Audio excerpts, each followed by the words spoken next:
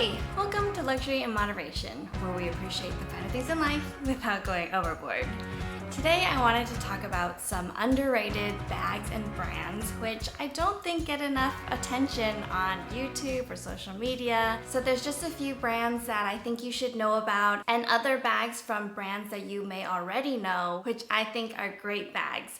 And a lot of the bags that I'm going to introduce are crossbody because that's kind of what I'm gravitating towards at the moment. But I'll leave links to everything below so you can click through the collections and see what you like. Before we get started, if you're new here, my name's Joanne and every week I upload videos about luxury handbags and other luxury lifestyle products. So if you like this kind of content, please make sure to like this video and subscribe and join in on this luxury discussion. Jumping in, I'll just be referring to some notes that I made. The first brand that I think doesn't get enough attention is Furla. Now you may have heard of Furla here or there or seen them around because they do have stores in high-end boutiques or they're sold online at some of the luxury retailers. But I think they're a very well-kept luxury secret because they have a lot of qualities of a luxury brand. For example, they do have a lot of heritage. They were started in 1927 and they are an Italian brand. They are family owned, another signal that it is a luxury brand, that the family can steer the brand in long-term views.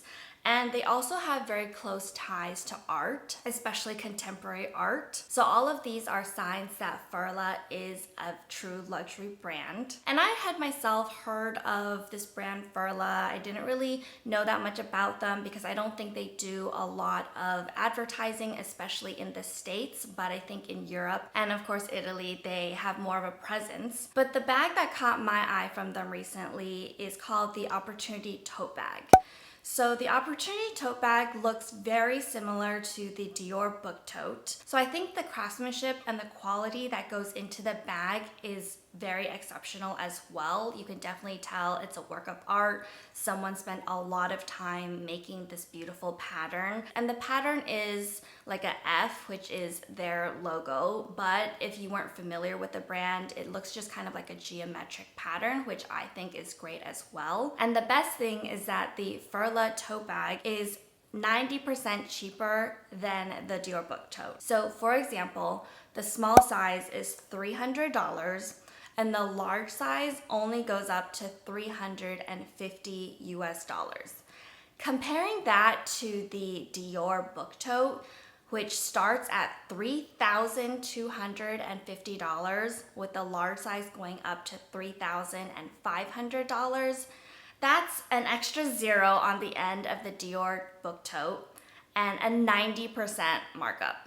Okay, so you can say that the Dior Book Tote is more expensive because of XYZ, but honestly, when you look at the bags, they look so similar. I'm sure that the material that went into the bag is very similar. Both of them are very beautifully embroidered, and even if you said that the Dior Book Tote embroidery is more difficult, requires more craftsmanship, and is valued at a little bit more, I wouldn't say that it's valued at 90% more.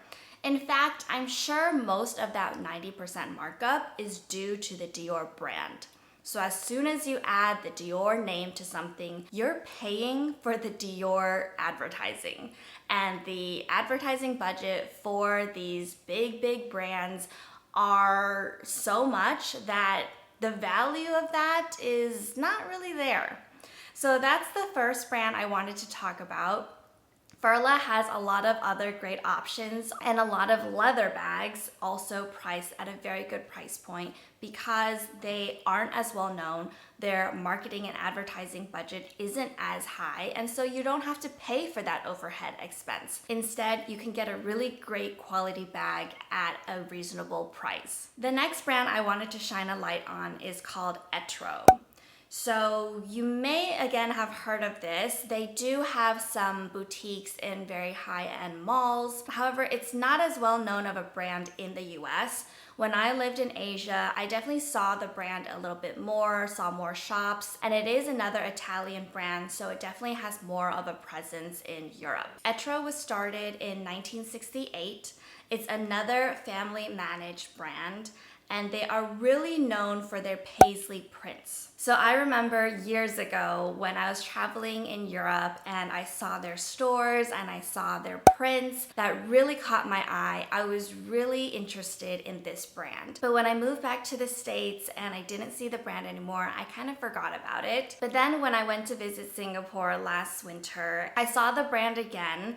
And I remembered, like, this is a very special brand. So when I was kind of stalking the store at this very high-end mall, I actually saw an older woman in there, you know, looking at clothes, talking to her essay, and she carried a croc Birkin. So that kind of sparked my interest even more because I knew that the quality must definitely be there with the discerning taste of that lady customer. And I actually was really fortunate to come across another Etro store in my new city. So I think that this brand has a lot to offer and most people just don't know about it. I don't have a specific bag in mind that I was looking at. Mostly it's about their clothes for me because you can really see their beautiful prints in the different kind of shirts and dresses that they make. So I definitely encourage you to look into this brand more. And if you do come across an Etro store, don't be shy to walk in and kind of see and feel the material for yourself. The third brand that I have just been introduced to is called Moreau Paris. And I hope I'm pronouncing that correctly. Basically, I'd never heard about this brand before, but I did come across a boutique again in that high-end shopping center. And the sales lady, who I think was Parisian, asked me, you know, have you ever heard about this brand? So she's well aware that this brand doesn't have a lot of name recognition. And I said, honestly, no. So she gave me the background. Basically, they're a French brand started in 1882. And they started out making trunks, so their history is very similar to Louis Vuitton. And they also have an iconic pattern that is very similar looking to the Damier Azur or Damier Ebene, but their blocks are a little bit more nuanced. They're supposed to look like interweaved wicker stems, so kind of like basket making. That is the pattern that caught my eye because I was like, it does look very beautiful, elegant, and they had it in a lot of different color varieties. So for example, I was immediately drawn to this white version because as you may know, I do like the Damier Azur print a lot, but I always worry that it's a little bit too light and I'll have to do a color transfer and yellowing. So when I saw this other pattern, I was very intrigued. And they had a lot of styles in the store. I'll post a picture of their most popular style. They had tote bags as well, and they had a lot of different materials. The lady said that they worked with leather and a coated leather and then another like non-leather material that was very light. So that was very interesting too, that they had a lot of different options. But I was looking specifically at this white crossbody, which was a lot more comfortable than I expected. So when I tried it on, the bag was very light, and even though the bag looked very wide, it didn't feel very bulky. So I was very pleasantly surprised again at the quality of the bag when I tried it on myself, and I immediately went back home and looked the brand up online, and I actually saw that the brand was being sold on 24S. So for you guys that aren't familiar, 24S is an e-commerce website that LVMH owns. So I'm sure that LVMH did some vetting. They wouldn't sell brands that aren't reputable. So that actually gave me a lot of confidence to know that even LVMH recognizes that Moreau Paris is a quality brand, and I'm very curious to learn more about their bags. bags. And just so you guys know, the crossbody that I tried on was just over $1,000. So now I'm going to move on to some brands that you guys probably already know about, but shine a light on the bags I think are underrated. The first bag I want to talk about is from Celine. And I know Celine had a huge moment years ago now with their luggage tote, but recently I think a few of their newer bags have caught my eye. The first one is called the Falco Cure Triumph, and this version I found is all leather. It's $1,950, and I really like their logo for this bag, and I know Celine hasn't really been consistent with their logos, but recently they did come out with this embellished C, I think it's supposed to be. So I've liked seeing that logo on a few of their different bags, but this one in particular, I think the crossbody is large enough to fit all my essentials, and in the all black with the all black logo, it doesn't stand out too much. In fact, it looks really chic. So that's the first bag that caught my eye from Celine. The second one is called Teen Cabasses de France.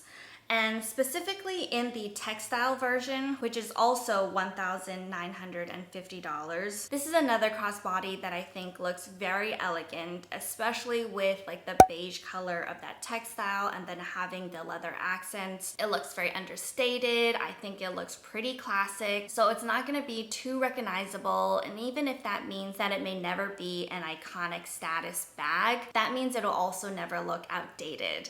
I also think it's a great size and definitely something I have my eye on. Moving on to Loewe, I also know Loewe's kind of having a moment with their puzzle bag, and the little tiny one is very cute, but honestly, it's not a practical bag for my lifestyle, so I'm not super drawn to the puzzle bag.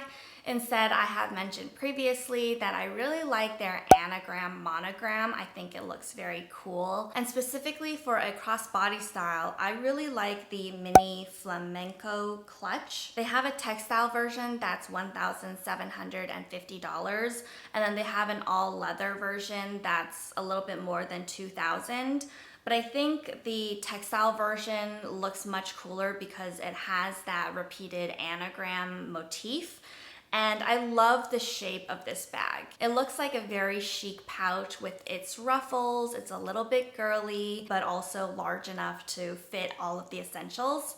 And it kind of looks like the LV pouch, which I think they've discontinued. They only have it in the LV monogram, even if I could find it. The LV monogram is just too recognizable for me at the moment, at least. So I kind of like how if you know Loewe, you kind of know their monogram. Otherwise, it just kind of looks like a very cool design. So I hope this video was interesting for you guys. If you guys are looking for crossbody alternatives that aren't super expensive, but still have that luxury and quality attached to it, I hope you'll look into my findings, which again, I'll link below. And also that I introduced you guys to some very interesting brands, which I hope we'll see more of in the future. Please let me know if you guys have any questions, and I'd love to hear your thoughts below. Thank you guys so much for watching, and please remember to like this video, subscribe, and hit that notification bell. And I'll see you in the next one. Bye!